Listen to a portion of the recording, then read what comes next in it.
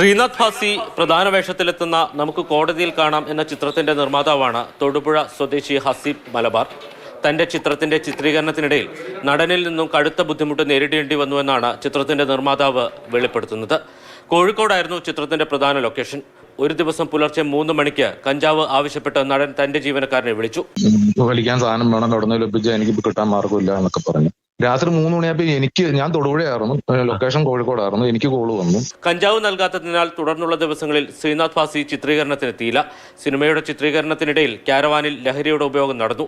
Cinema ചിത്രീകരണത്തെ ബാധിക്കുമെന്നതിനാലാണ് ഇതിനെതിരെ പോലീസിൽ പരാതി നൽകാത്തത്.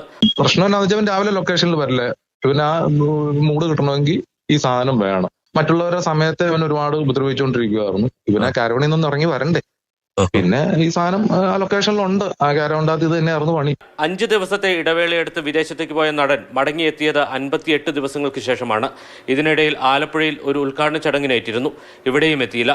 സംഘാടകർ നൽകിയ 5 ലക്ഷം രൂപ മടക്കി നൽകി നിയമ നടപടി ഒഴിവാക്കിയത് താനാണ്.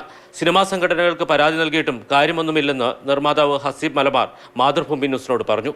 മാതൃഭൂമി ന്യൂസ്, ഇടുക്കി.